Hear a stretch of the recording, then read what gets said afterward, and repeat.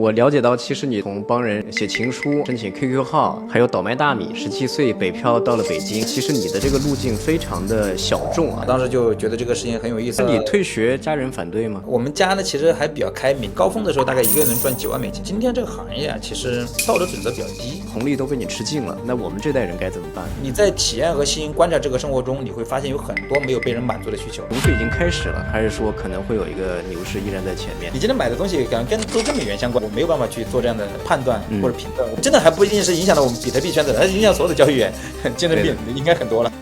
大家好，我是 Bill， 欢迎来到 Build It Up。我们是全球首个连接东方与西方、科技与人文、人工智能与 Web3 的跨界沟通平台。点击订阅，和我们一起进入今天的对话。今天的嘉宾是杜军，杜老板。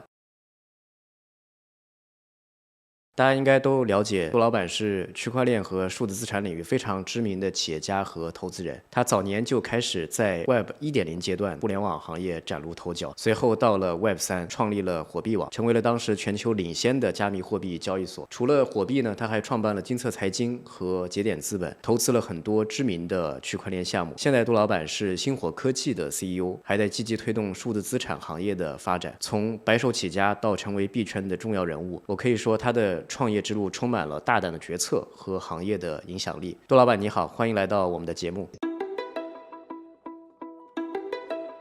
我了解到，其实你从帮人写情书、申请 QQ 号，还有倒卖大米，17岁北漂到了北京，到这个创立火币啊、ABCDE 这些，就一路走来，其实你的这个路径非常的小众啊。能跟我们分享一下，就这一路走来你的这个心得吗？就是我大概是04年的时候开始去学做网站，那时候你到北京了已经？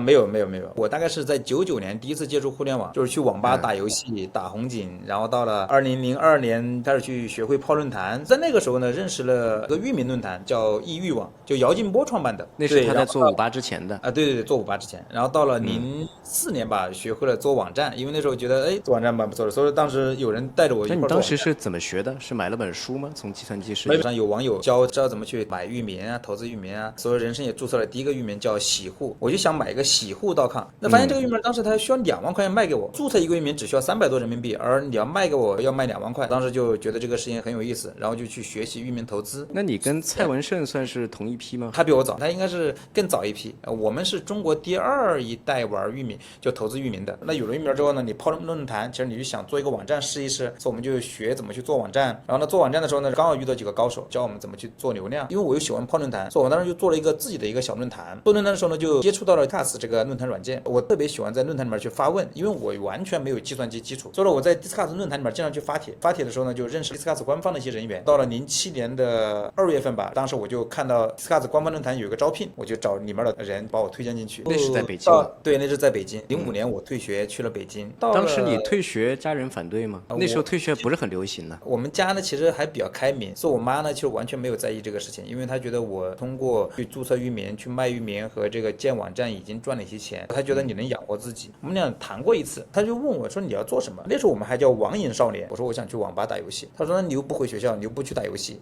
那你要做什么样的事情？我说那我去北京吧。当时我没有身份证，我妈就给我买了一张长途汽车票。到了北京之后呢，第一份工作其实是饭店服务员，因为这个没有身份证，你连住宿都没地儿去。所以呢，我呢没有地儿住，也没地儿吃，我就去找一地儿能包吃包住。我觉得只要能够解决这个问题，所以根本没有在意他的工资啊、待遇啊，这个地方好不好啊，没有。当时是因为不到18岁没有身份证还是？对，当时呀也没有这个办身份证这个概念，因为我们以前生活在农村呢，它其实是没有，你一出生就你有户口、你有身份证的，没有这个东西。过了2个月我才去拿到我的身份证，所以拿到之后呢，我又去换了一个工作，所以其实是这样的。但是呢，一直都还是在做域名的投资和网站的建设。虽然今天英语也不好，但是那时候其实已经会 Google AdSense 去收系列汇款了。对很厉害，所以那个时候就已经是这个做 FinTech 全球化了，可以收钱了。对，可以收钱了。那时候就知道这个流量是怎么来的，以及怎么能够赚钱。高峰的时候大概一个月能赚9万美金。哇，很厉害。所以你那个时候是帮别人去获取流量做服务商，还是说你自己有个主站？主要是帮别人去做流量。那后来是怎么接触这个加密货币和比特币的？大概是在07年的时候就加入 Discuss， 到 Discuss 的时候呢，然后10年这个公司就卖给腾讯了，我就当时跟李宁就认识了。到了12年吧，因为我不是一直做域名投资嘛，域名投资其实来讲它是个非常小众的投资，所以我们当时有个群呢叫另类投资吧，差不多这么一个群。那这个群呢其实有这个老大哥大概50多岁啊，他就在群里面就讲有个比特币这个东西，我们都比较感兴趣，当时就找了一些朋友，其中有一个朋友呢他就在日本，他就在 MTGOX， 我们就让他去帮我们买，所以其实不是我自己去注册了交易所，是他们在那个交易所有账户，然后我把钱打给他，然后他就帮我代买了。所以今天讲 MTGOX 我们还有债权，应该是2012年的10月份买的，买了之后到了2013年的3月份，基本上这个比特币呢，就是当时我们买的时候大概是不到$20，差不多$20一个。2013年的时候呢，3月份的时候，比特币价格就已经到了快$300吧，就是人民币应该是1900多吧。然后呢，但是在1200的时候就把它卖掉了，就觉得哇，这个这个太快了。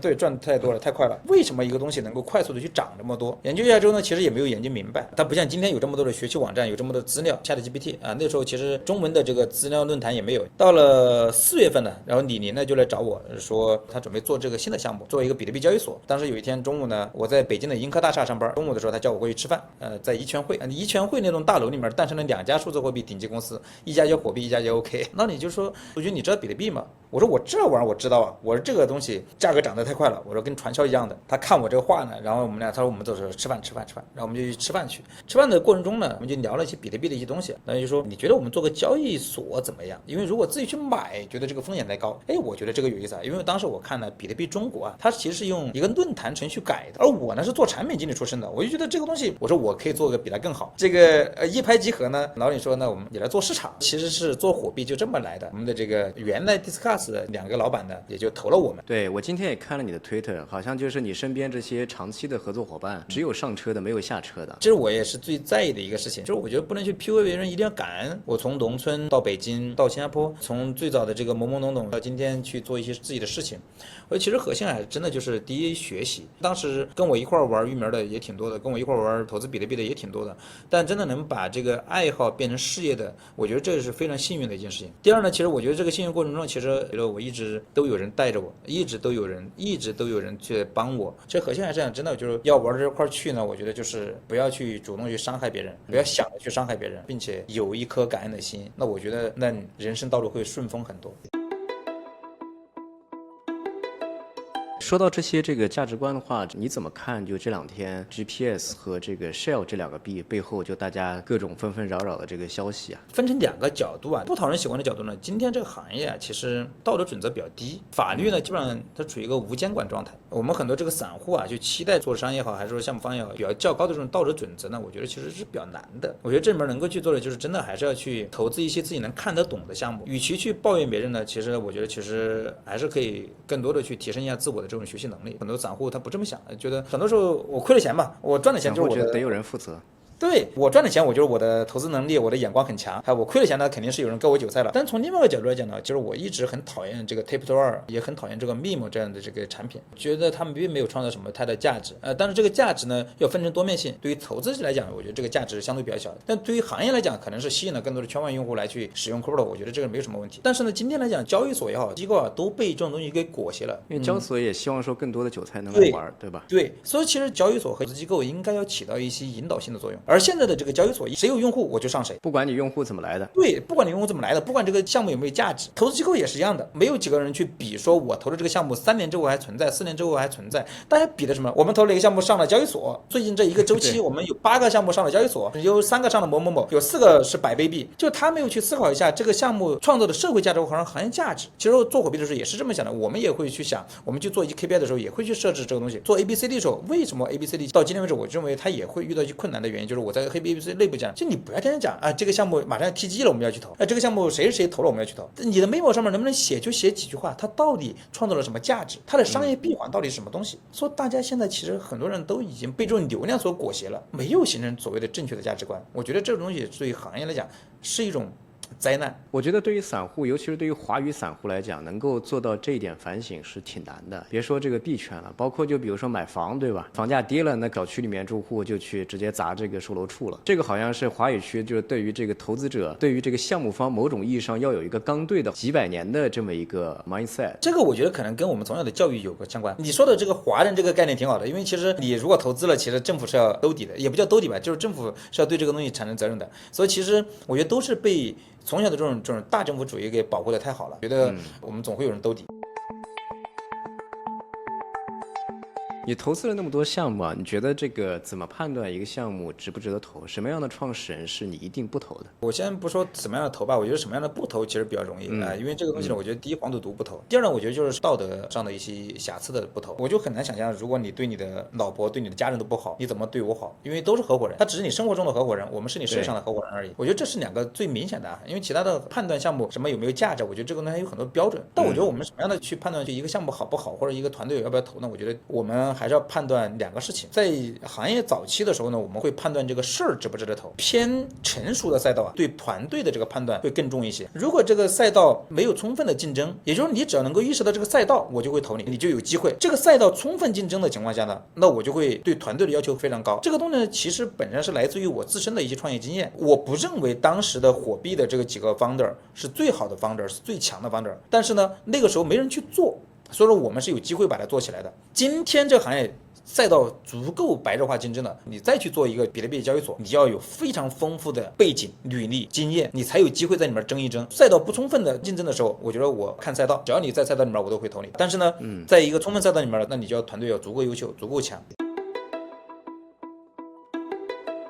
回顾火币当年从零到这个世界顶尖的交易所，你觉得最正确就做的最对的3件事情或者是3个决策是什么呀？第一个就是你在2013年这个时间点去做了，就 timing， 这是最重要的。第二个呢，我觉得就是公司所谓的这个行为准则，就是不作恶。从2013年到我们2022年卖掉这9年时间，火币的这个高管团队没有任何的人有这个想法说我主动作恶去坑害用户去骗用户。这个行业里面，你做一个交易所，你掌握了这么多数据，掌握了这么多信息，其实你可以做很多事情。整个火币的高管团队是没有任何人有这样的想法或者有这样的动机来去做这样的事情的，这个价值观的问题。我觉得第3个呢，我觉得还是要回到实际上面去，这个节奏的把握和判断吧。这里面你反复提到了，就是说这个时间和节奏，可能很多我们00后的观众这个听了以后就会觉得更加的迷茫，说你们那一代人，这个你杜老板从 Web1 的域名开始，一直到 Web3 的交易所，红利都被你吃尽了，那我们这代人该怎么办？属于00后的大的这个机会择时在哪呢？我前几天看了一个笑话呀，说这个80后这帮人特别苦，中国币圈人特别苦。他说你原来在中国呢天天被锤，你好不容易移民到了美国，特朗普上来又给你一顿锤。所以其实就很搞笑，每一代人有每一代人的机会，每一代人都会有人就是说有人垮掉的，但其实你会发现每一代人都有大师，要去细微的去观察这东西。我一直在观察我身边的一些人，包括我观察我当年跟我一块玩的那些人，有一些人比我还优秀，有些人在享受那份平静的生活，是否是真正的去细心的体验和观察你的生活了？你在体验和细心观察这个生活中，你会发现有很多没有被人满足的需求。很多时候创业并不是因为你有这个资源，我今天去看很多的这个创业者他其实说我有这个资源，说我要去创个业，一旦遇到这个资源掉队的情况下，以及其他人，我觉得这个成功率没那么高。但是呢，还有一部分人是说我发现了一个需求，我发现了一个东西，我能解决这个问题。这种呢，我觉得基本上的成功率要高于前一种，所以我觉得今天来讲，并不是说这个时代发生变化了，我们就没有这些红利了。这个世界上最公平的就是时间，活在当下是一个最好的一个状态。对。我们回到投资啊，大家也都知道，就是说这一轮其实不管是散户还是 VC， 大家都过得很难受。对于大多数的这个散户来讲，很多人都会在2个策略之间来回的横跳。一个呢是这个 timing the market 死扛，比如说 CD 他就经常说你一定要 hold。另外一种呢是我尝试去择时高抛低吸，低买高卖。你觉得对于大多数的这个散户，你的建议是比如说死扛，还是尝试去做一些择时？死扛也没问题，然后择时也没问题。其实核心是来自于你的资金体量和你的资配比是什么样的。我们那时候经常会讲，就你的配置是什么样的。就如果你的配置不合理，两种都不是什么好事。就你今天的钱，你到底是 all in 的状态，你晚饭都吃不了了，那我觉得这个没有办法思考，那你就择时赶紧卖了。那如果你的配置是合理的，那今天你要看你的配置的资产到底什么。如果你配置的是比特币，包括像今天的这个像 Uniswap 啊等等这样的产品，罗辑上它就有基本面，它每天的交易量，它每天的这个手续费在那摆着的，罗辑上你是能算出来它到底是什么样的一个，它这个项目会不会归零，那你就知道怎么去做了。所以我觉得核心还是你要做一个合理的资产配置，你不能把你所有的身家来去做投资啊，那你才能从容的去面对市场上的这个波动。你投资的标的是什么？那你投资说，我以前我说的话很极端的，就我说投秘密不过夜的我很难想象一个东西，就是你这个东西它的价值点在什么地方，它锚点在什么地方，它怎么就能过夜？所以呢，我觉得这个如果是这样的话，那就它都不是择时的问题，而是择秒的问题了。择秒，对，对。如果你有一半的资产是比特币，那逻辑上你知道比特币未来一定要到100万美金一个，那逻辑上你无非就是今天你买，那其实生活费反正还有，今天跌了，你10万买的，跌了8万，反正你想未来是100，那无所谓喽，是吧？那你就等着就好了。但如果你今天是满手的秘密，满手的这个不知道什么样的币，我觉得，这个我也没办法教你。我觉得你择秒呗，择秒就好了。对，最近这一周啊，这个大家的情绪都非常的奔呢，尤其是华语区。我觉得这个华语区可能是更加的情绪化一点。你怎么看？你觉得就是说这一波是熊市已经开始了，还是说可能会有一个牛市依然在前面？我以前对这个市场是挺有信心的，就是我以前其实发表过很多关于周期的概念，就是这种言论4年为基础的吗？对，4年肯定是一个大周期了。我跟 JP Morgan 的一个投资部的一个 head 在聊天的时候，我就问他，我说这个我关于我这个资产配置你有什么建议啊？然后他看了一眼，他说。杜老板，你这个没什么建议，你今天买的东西可能都跟美元相关，你的比特币也跟美元相关的。我以前觉得比特币跟美元不相关的，所以我觉得这是一个合理的资产配置。对他们的角度是，你跟美元相不相关？你跟美元相关都是一类资产。所以我听完他这个话的时候，我现在心里其实有点紧张。那今天就是其实你买的比特币今天来讲跟美元的走势也是高度相关的，就是美元是影响的我现在所持有的所有的资产的。今天的这个美元呢，又跟这个共和党又是高度有相关性的，毕竟是别人执政党嘛。所以我觉得今天来讲，我没有办法去做这样的判断或者评论。我觉得我说再过一段时间，我觉得精神病院应该会多很多人，其实很多人都是交易员，真的还不一定是影响了我们比特币圈子的，它影响所有的交易员，精神病应该很多了。对，其实你这里面是有一条主线的，就是你觉得今天看来的话，其实币圈已经是一个跟美元高相关的风险资产，它并不是一个以前的一个实验室小环境。对，它不是一个所谓的美元避险资产，它不是。我们再聊一些这个比较个人化的话题啊，其实我都注意到，就是说这些年不管你创业不断的取得各种成功，但其实你自己一直都非常的精力充沛，也一直都在不停的学习。这个过程中你有什么心法或者是生活方式是可以分享给大家的？我觉得我这个又是一个很好玩的话题。最近一直在跟朋友在探讨这个问题，是说创业的这个成功啊，真的跟身体太有相关了。我觉得这个跟我从小生活在农村那时候，就真的你每天得上山下山，你得干活，说你的这个身体基本素质比较好，你睡5个小时，你可以相当于别人睡10个小时，所以你的时间就比别人多，这是第一。第二呢，就是你还是要保持一个好奇心。我经常会问一些很傻逼的问题，我确实不懂，所以我确实要问。但现在可能会丢人现眼，会少一点，因为 ChatGPT 帮我解决这个问题。我很多东西先 ChatGPT， 先问一下 GPT， 先问一下 Grok， 先问一下他们，然后再去跟别人聊。就现在每天要问 Grok 5到10个问题，每天。我会你越来越选 Grok 了，跟 GPT 之类的相比。对，这两个他们俩会做一些对冲，他们俩的信息会有一些交叉。然后呢，我会经常会找到一些顾问，就我原来的一些同事啊，离职的同事、在职的同事，还有一些外部的。我每次做事情我都会有顾问团，所以我会做一些跟我看起来毫不相关的一些东西。比如我在做那个财务软件，那个东西跟我的职业经验完全毫不相关，纯粹是因为当时我觉得原来火币120多个财务才能把账算清楚，为什么今天很多公司没有财务，他是算不清楚账的，所以我需要找到这块专业的人来去做，也要找到那个专业的那个人一起来去探讨和学习这个事情。好的，我们今天的问题基本上就这些了，谢谢杜老板的这个时间。OK， 好，谢谢 Bill。OK， 今天的 Build It Up 就到这里，欢迎杜老板的精彩分享，也感谢各位观众的陪伴。如果你对本期内容感兴趣，欢迎点赞、订阅，和我们一起探索更多的前沿话题。我是 Bill，我们下期再见。